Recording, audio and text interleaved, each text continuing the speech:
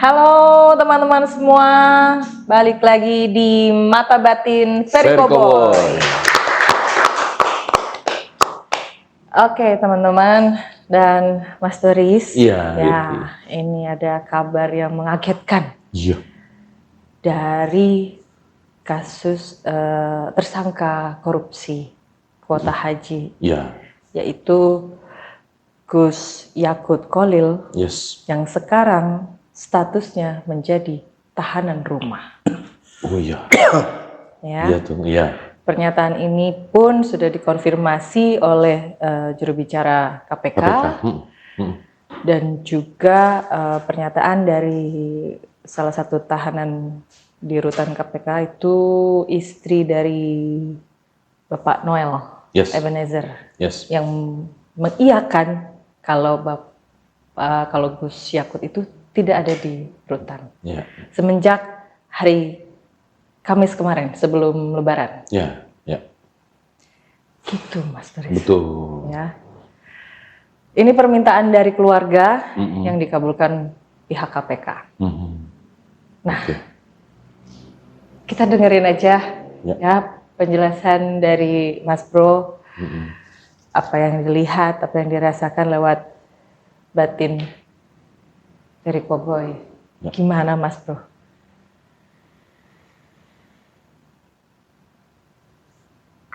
Itu transaksional itu. Udah gitu aja. Oke. Money talks ya.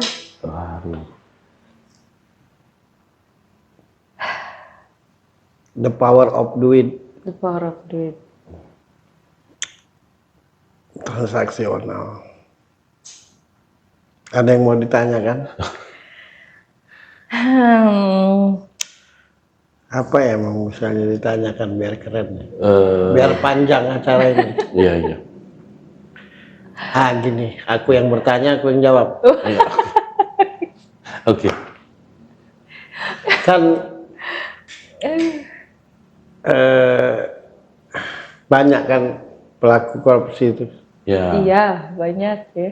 Salah satu contohnya si Bupati Pekalongan ya. Yang terakhir ya Bupati Pekalongan. Kan enggak tahanan rumah. Enggak, iya. Noel enggak tahanan rumah. Yakut tahanan rumah. Harusnya nanya itu. Tuh, kenapa Mas Bro? Kok cuma Yakut, Gus Yakut yang jadi tahanan rumah? Kalau siapa itu yang Pekalongan? Mbak Diah ya. Mbak Diah Rafiq. Kalau dia itu sendirian korupsinya. Makanya ditangkap kan. Noel sendiri. Walaupun ada yang lain nggak begitu hebat orangnya kan gitu. Nah kalau Yakut itu kan jamaah.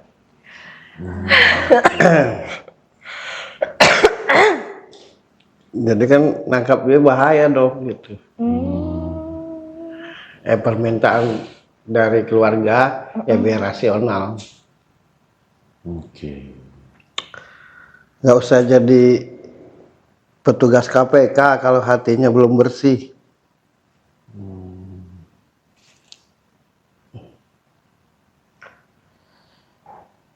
Jadi orang hukum harus hati yang bersih. Biar hukum berdiri. Jadi pemberantas korupsi harus hatinya bersih dan takut Tuhan. Biar benar-benar memberantas. Itu. Wah ini besar nih. Jamaah nih.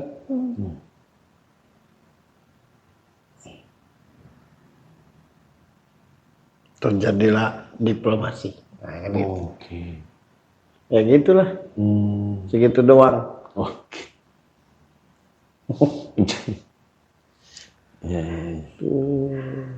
Kalaupun para pelaku koruptor habis itu dipenjara kan, habis itu keluar lagi korupsi lagi gitu, Sebenarnya apa sih yang bikin efek jera gitu?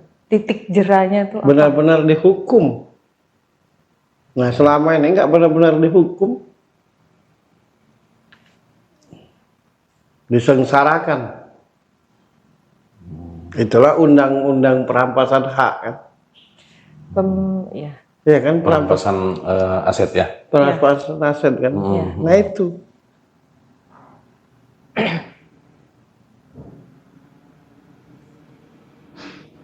Dihukumnya tidak benar-benar ya, tidak jerah lah.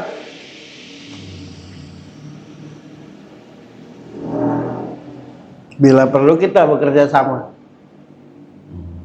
Kan gitu. Itu yang aku lihat gitu. Semoga saja salah gitu.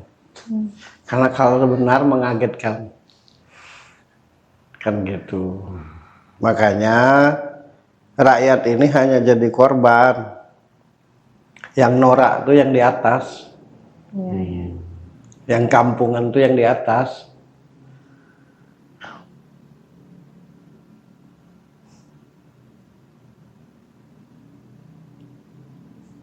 Makanya bagi yang jujur akan jabatannya, nah dimusuhi, dijelekin.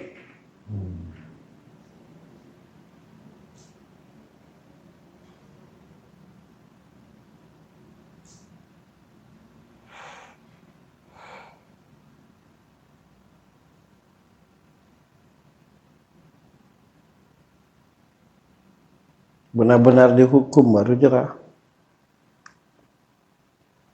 Kadang di ini kan aja kan vonisnya.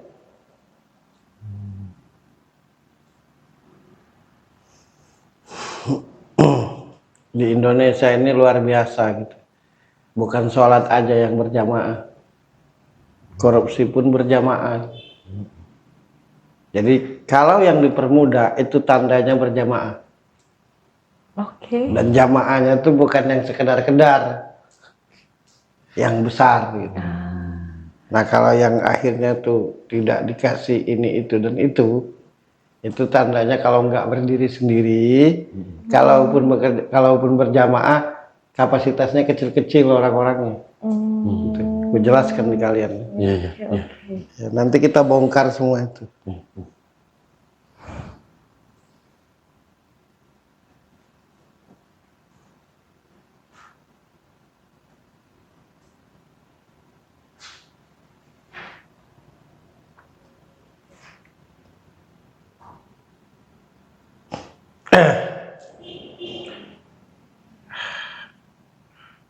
Orang-orang jahat itu, terutama laki-laki, yang rata-rata yang buat kejahatan itu kan laki-laki, entah itu korupsi, Mayoritas.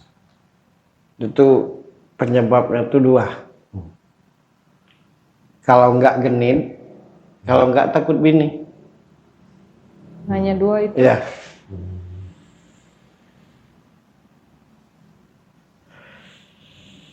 Hanya dua. Kalau nggak takut dengan bininya, sehingga dikomporin mulu. Kalau nggak genit lihat perempuan tuh. Kalau nggak berduit kan nggak laku. Mana laku kalau nggak pegang duit mah. Tuh. Oke.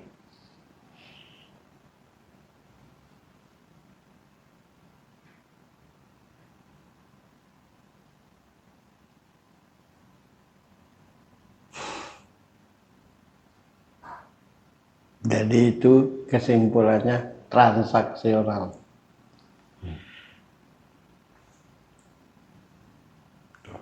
Itu aja. Kenapa kalian kayak kaget gitu? Iya Mas Ru. Shock. Mata batin. Mata batin. Kalau berjamaah gitu kan pasti ada dalangnya. Nah, ciri-ciri gitu dari kegiatan yang ada yang bersama terus ada dalangnya. Ciri-ciri dalangnya itu gimana, Mas? Ciri-ciri segala sesuatu didalangi pasti reaksinya heboh. Nggak diam-diam nih, heboh. ngotot, itu pasti ada dalangnya tuh. Apapun itu, nggak perlu korupsi doang. MBG heboh, pokoknya jelek, itu pasti ada dalangnya. Pokoknya reaksinya tuh heboh.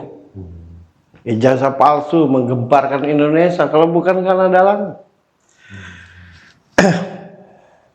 Nah, jadi ini yang dia suruh heboh gitu kan. Nah, dia sendiri meeting ngurusin negara ini gitu. Itu orang licik tuh. Nah, dia meeting, jadi Indonesia ini mesti di mana kekayaan Indonesia, tapi dia udah nyuruh gitu. Nanti kudoakan lah biar terbongkar semua. Karena kalau dengar ngomong tuh masih nggak udah ada jawaban lagi, ada jawaban lagi. Ya begitu tuh, ciri-ciri mafia tuh gitu.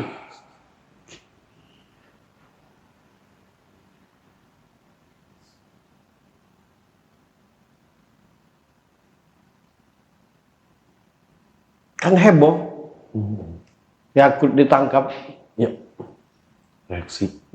Ya. Padahal sama aja korupsinya kan. Ya. Bedanya mungkin jumlah duitnya, Ya.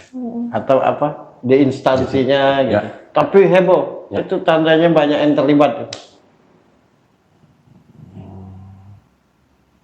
Ya itulah enaknya mata batin.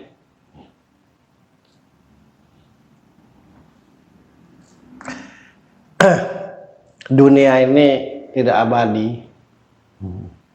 Selama-lamanya dunia ini pasti berakhir. Insaf lah, mau kemana? Dengan segala hormat, insaf lah kalian semua, bertobatlah. Lebih pedih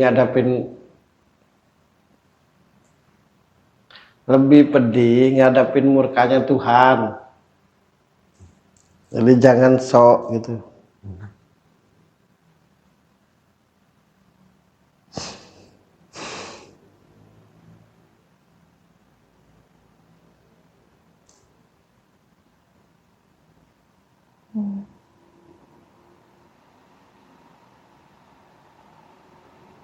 Makanya kan sampai detik ini RUU nggak disahkan kan. Ya miskin semua nanti pejabat. Gimana mau ngurusin negara? Tapi juga kalau tidak disahkan kan, ya gitu lagi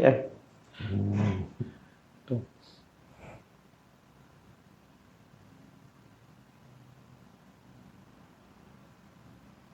Habis ini pasti diklarifikasi. Oh kemarin itu lagi tuh, itu dibolak-balik gimana ini? Ini nyambungnya kemana nih? Wow, bahaya ini. Pasti nanti disambungkan ke Pak Jokowi lagi tuh. Nah, ya. Pasti tuh. Dijadikan sarana ini kesempatan pada mereka itu aja, nggak ada urusan dengan Pak Jokowi. Makanya ketika Pak Jokowi jadi presiden, nah dah tuh.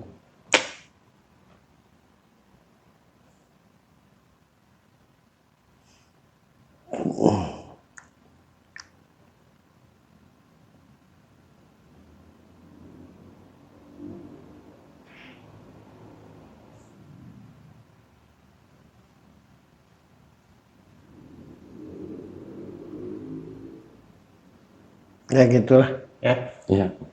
Transaksional. Oke. Ya udah. Oke. Ini lagi melihat-lihat lagi apa lagi kira-kira. Nggak ada sih selain transaksional mah. Mungkin ada yang mau disampaikan buat Gus Yakut yang jadi tahanan rumah.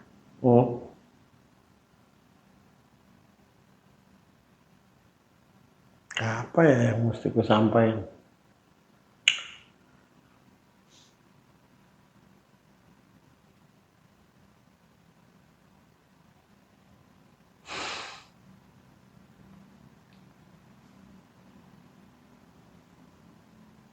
Dia cuma percaya Tuhan, tapi tidak merasa disaksikan Tuhan. Makanya korupsi. Dan tidak takut Tuhan. Apapun alasannya lah, entah ada siapa di belakangnya, intinya dia korupsi. Nah gitu aja. Ya. Baik, Oke. Mas Wan. Oke. Oke. Reaksi yang berlebihan, fakta yang dibolak-balikan, suka tidak suka, mau tidak mau, mata batin dari Koboy. Baik. Bye.